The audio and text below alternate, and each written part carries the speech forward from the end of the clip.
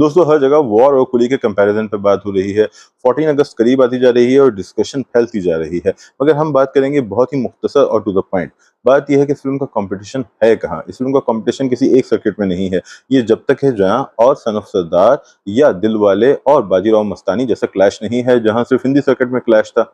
यहाँ कई सर्किट्स में क्लैश हो रहा है। इसकी वजह से जो क्लैश है उसकी डायमेंशंस मुख्तलिफ हैं, उसका जो डायनामिक्स है वो भी बिल्कुल अलग है। आपको समझना होगा कि कौन से सर्किट्स में क्लैश है और कौन सा सबसे बड़ा सर्किट है जहां कंपटीशन है। तो भाइयों, नंबर वन सर्किट जहां सबसे ज्यादा कंपटीशन है वो है ओवरसीज का सर्किट। ओवरसीज के सर्किट में जो कल्चरल बाइस है वो भी बहुत कम है और वहाँ इक्वल स्क्रीन्स हैं, इक्वल अपॉर्चुनिटीज हैं। और वो जो इंडियन टेरिटोरी के अंदर फेस्टिवल का एलिमेंट है वो शायद वहाँ ना हो या उसका इम्पैक्ट बहुत कम हो।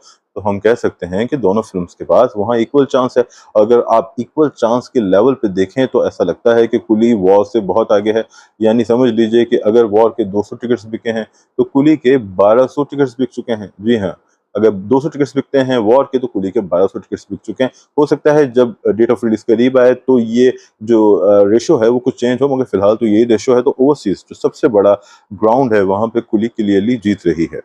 दूसरी जगह जहां कंपटीशन होगा वो है तेलुगु मार्केट। तेलुगु मार्केट के अंदर एनटीआर सुपरस्टार हैं, मगर याद रहे कि इस फिल्म में नागार्जुन भी है। नागार्जुन के एलिमेंट को आप निगलेक्ट नहीं कर सकते क्योंकि एनटीआर आज के सुपरस्टार हैं, नागार्जुन पास्ट के सुपरस्टार हैं। मगर एक सुपरस्टार ऐसा है जो पूरे साउथ का सुपरस्टार है, बल्कि पूरे इंडिया का सुपरस्टार है, और वो है रजनीकांत साहब। और ये नंबर्स से साबित होता है। अगर आप बॉक्स ऑफिस नंबर्स देखें जेलर के तो आपको पता चलेगा कि यहाँ 70 करोड़ नेट कलेक्शंस थे जेलर के। तो ये बहुत ह्यूज कलेक्शंस हैं। तो एनटीआर टॉप कर रहे हैं, लीड कर रहे हैं तेलुगु सर्किट में। मगर याद रहे कि रजनीकांत साहब भी यहाँ सुपरस्टार हैं और उनके साथ है नागार्जुन, उनके साथ है लोकेश कंगराज, उनके साथ है अनिरुद्ध, और उनके साथ है ये एलिमेंट कि जेलर ने शानदार बिजनेस किया था तो कुली भी शानदार बिजनेस कर सकती है। तो यहाँ मुकाबले में फिलहाल एनटीआर आ गए हैं, लेकिन अगर वर्ड ऑफ माउथ कुली के हक में गया तो कुली उससे कम्पीट कर सकती है और बीट भी कर सकती है। तीसरा सर्किट जो है वो है हिंदी सर्किट, जिसकी सबसे ज्यादा बात हो रही है। यहाँ एक चीज क्लियर करना जरूरी है, अगर हम नंबर्स के हिसाब से बात करें, यानी सबसे ज्यादा पैसा कहाँ से आएगा, तो सबसे ज्यादा पैसा तो हिंदी सर्किट ही से आएगा। हिंदी सर्किट ही सबसे ज्यादा पैसा बनाता है। लेकिन यहाँ पे कुली और वॉर का कंपटीशन नहीं है। उसकी वजह क्या है कि कुली के पास खोने के लिए कुछ नहीं है, उसे सिर्फ जीतना है, उसे सिर्फ अर्न करना है। अगर वो 50 करोड़ नेट कलेक्शंस करती है तब भी वो सक्सेसफुल होगी।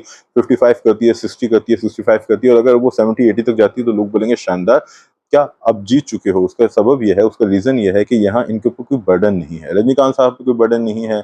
लोकेश कंगराज की पहली बड़ी फिल्म है।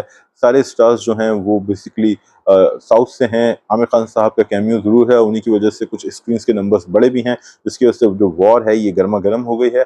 मगर कंपटीशन कुली को फेस नहीं करना, कंपटीशन फेस करना है वॉर को। मगर